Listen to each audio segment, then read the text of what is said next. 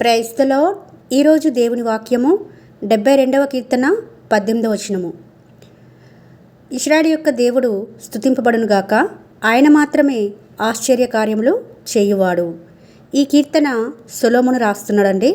మరి ఆయన మాత్రమే ఆశ్చర్య కార్యములు చేయువాడు అని ఇంత స్పష్టంగా చెప్పడానికి రీజన్ ఏంటంటే, సొలొమోను యొక్క భార్యలు ఉన్నారండి. సొలొమోనుకి ఎంతమంది భార్యలు తెలుసు కదా, 1000 మంది అట. 1000 మందిలో కూడా ప్రతి ఒక్కరు కూడా వారి వారి దేవతలు ఉండేవారు, వారి వారి దేవుళ్ళను కొలిచేవారు, అంటే అన్య దేవతలను పూజించేవారు ఉన్నారు. వాళ్ళెవ్వరు కూడా ఆశ్చర్యకార్యములు చేయరు. కానీ యెహోవా ఒక్కడే, దేవుడు ఒక్కడే ఆశ్చర్యకార్యములు జరిగించినాడని ఆయన ఎరిగినాడు.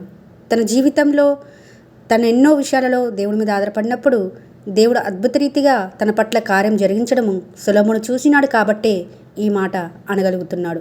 ప్రతి ఒక్కరం కూడా క్రైస్తవ జీవితంలో ఏదో ఒక అద్భుత కార్యము చవి చూసిన వారుగా ఉంటాము. ఇది జరగదు అనుకున్నది కూడా, ఇది అసాధ్యము అనుకున్నది కూడా కొన్నిసార్లు సాధ్యపరిచిన సందర్భాలు కూడా ఉంటాయి. దేవుడే ఆ కార్యాలు జరిగించినాడని అనేక సార్లు మనము గుర్తెరిగిన వారుగా కూడా ఉంటాము. అయితే ఈరోజు సొలొమోను ఈ కీర్తన రాస్తూ ఆయన ఒక్కడే ఆశ్చర్యకార్యములు జరిగించేవాడని చెప్తున్నాడు. ఆయన తప్ప మరొక దేవుడు లేడని కూడా మరి బైబిల్ గ్రంథం బోధిస్తుంది.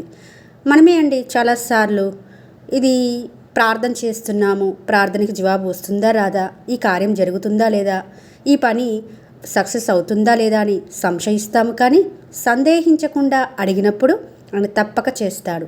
ఆయన మాత్రమే మన జీవితాలలో ఆశ్చర్యకార్యములు జరిగించి మహిమ పొందే దేవుడుగా ఉంటాడని ప్రభుపేట మనవి చేసుకుంటున్నాను.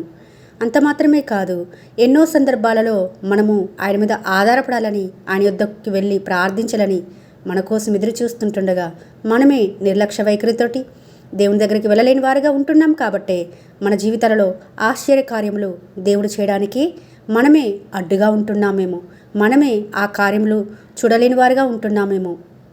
కాబట్టి ఈ రోజున ఇశ్రాయేలు యొక్క దేవుడు స్తుతింపబడునుగాక, ఆయన మాత్రమే ఆశ్చర్యకార్యములు జరిగించువాడని సొలొమోను చెప్తుంటుండగా ఈ వాక్యంను అనుసరించి మనం దేవుని యొద్దకు వెళ్ళి మొరపెట్టి ఆయన మన జీవితంలో ఆశ్చర్యకార్యములు జరిగించుటకు మనమే ఆ విధంగా సిద్ధపడినట్లుగా దేవుడు సహాయం చేయాలని కోరుకుంటూ మీ సహోదరి ఎలిజబెత్ రాణి.